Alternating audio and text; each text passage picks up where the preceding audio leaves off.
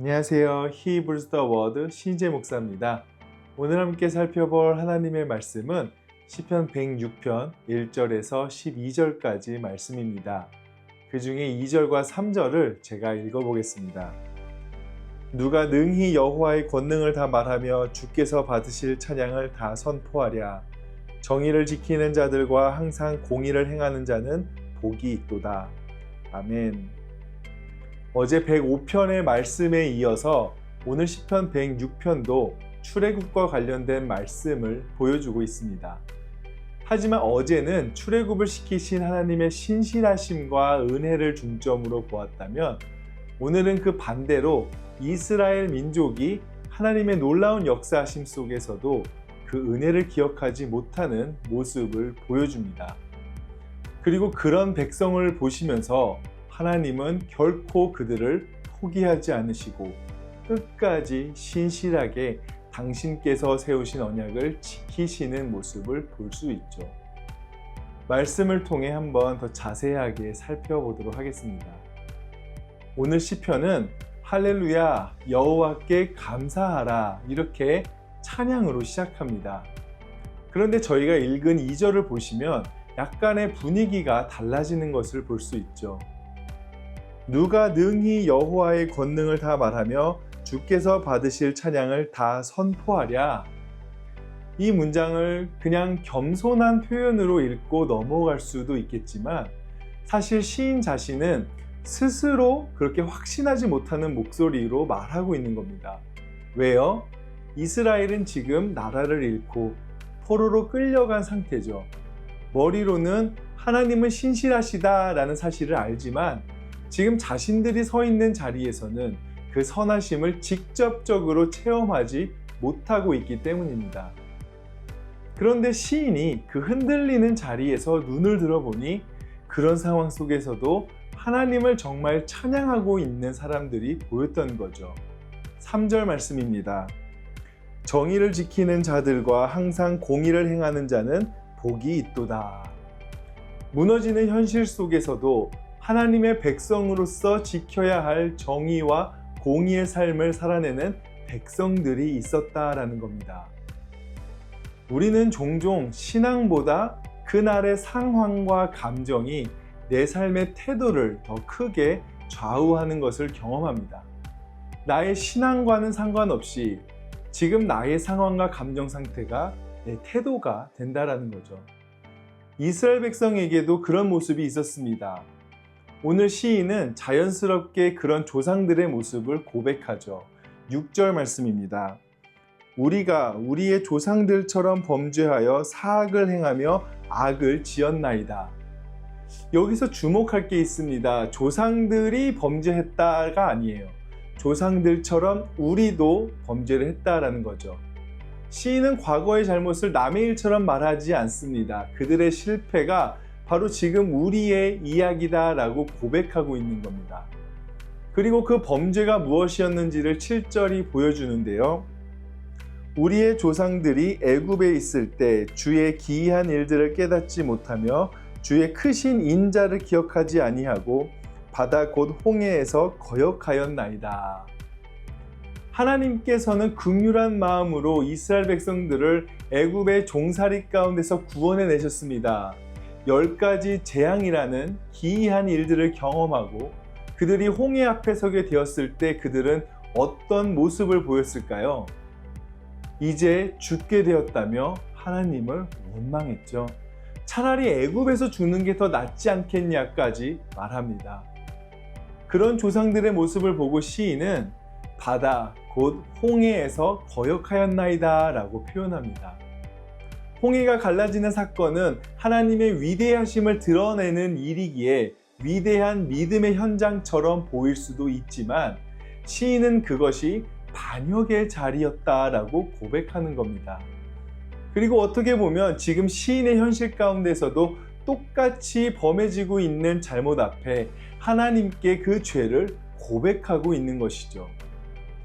말씀을 여기까지 볼 때에 하나님 나라에서 중요하게 생각해야 되는 것 중에 하나는 찬양의 모습, 즉 예배의 모습과 우리의 삶이 분리되지 않아야 한다는 겁니다. 내 상황이 어떻든지 내 감정이 어떻든지 하나님께서는 분명 예배받으시기에 합당한 분이시며 우리는 여전히 그분의 백성이자 그 하나님 나라의 질서를 지키며 살아야 하는 존재인 것입니다. 그렇기에 왕의 선하심과 인자하심을 아는 사람은 분명 어느 환경에서든지 그 왕의 질서인 정의와 공의를 삶에서 지키며 살아야 한다라는 것이죠. 말씀을 이어서 가보면 이러한 조상들의 반역하는 모습에도 불구하고 하나님께서는 홍해를 꾸짖어 대적들을 수장시키시고 이스라엘을 구원하시는 내용이 나옵니다. 8절에 보시면 시인은 하나님의 그 구원에 대한 목적을 이렇게 보여주는데요. 8절 말씀입니다. 그러나 여호와께서는 자기의 이름을 위하여 그들을 구원하셨으니 그의 큰 권능을 만인이 알게 하려 하심이로다. 시인은 하나님께서 자신의 이름을 위해서 그들을 구원하셨다라고 말합니다. 여기서 자기의 이름을 위한다라는 말은 단순히 체면이나 명예를 지키는 뜻이 아닙니다. 하나님께서 자기 언약과 자기 정체성에 신실하셨다라는 것이죠. 즉 하나님은 백성의 믿음이 좋아서가 아니라 당신께서 어떤 하나님이신지를 따라서 구원하신 겁니다. 결국 이 하나님 나라의 기초가 백성의 신실함에 따르는 것이 아니라 자기 이름과 언약에 신실하신 그 왕의 은혜, 그 헤세드에 놓여 있었다라는 것이죠.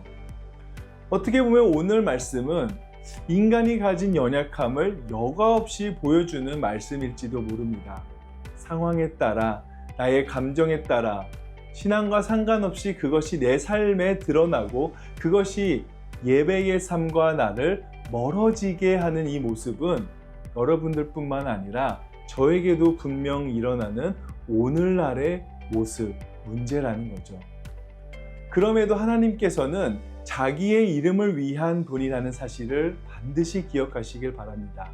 신실하심으로 그 언약을 끝까지 지키시는 하나님이 계시기에 그런 부족한 이스라엘 백성이었음에도 그리고 우리들의 모습임에도 우리에게 늘 돌아올 수 있는 기회를 주시고 계신다라는 거죠. 그렇기 때문에 마땅히 예배드릴 수 없을 상황 속에서도 나의 감정 상황 속에서도 저와 여러분들의 삶이 그 하나님의 이름을 높일 수 있는 삶이 되기를 원합니다.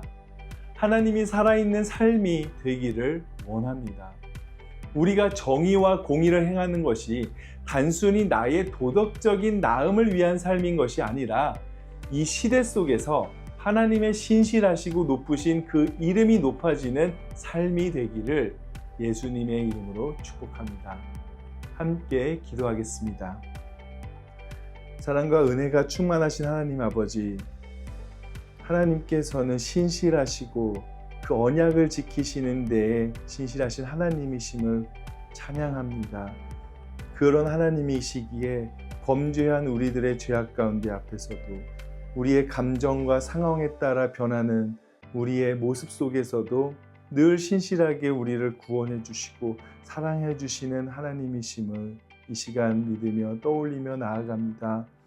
그런 삶 속에 이런 세상 속에서도 우리가 너무나도 쉽게 변하는 이 감정과 그런 세상의 질서의 소용돌이 가운데 앞에서도 우리가 그것에 꿋꿋이 하나님 나라의 질서를 살아갈 수 있는 담대함과 또 그것을 지켜내는 그 굳은 마음들을 허락해 주셔서 성령 하나님께서 함께 해 주셔서 지금의 상황들을 잘 이겨내며 하나님의 이름을 높일 수 있는 우리 성도님들이 될 수 있도록 주님 함께하여 주시옵소서. 이들의 삶 어디에서든지 하나님의 이름이 높아지기를 원합니다. 찬양받기 합당하신 하나님을 늘 찬양하는 우리의 삶이 되게 하여 주시옵소서. 그렇게 늘 우리의 삶이 주님을 찬양하길 원하오며 주의 아들 그리스도 예수님 이름으로 기도드렸습니다. 아멘.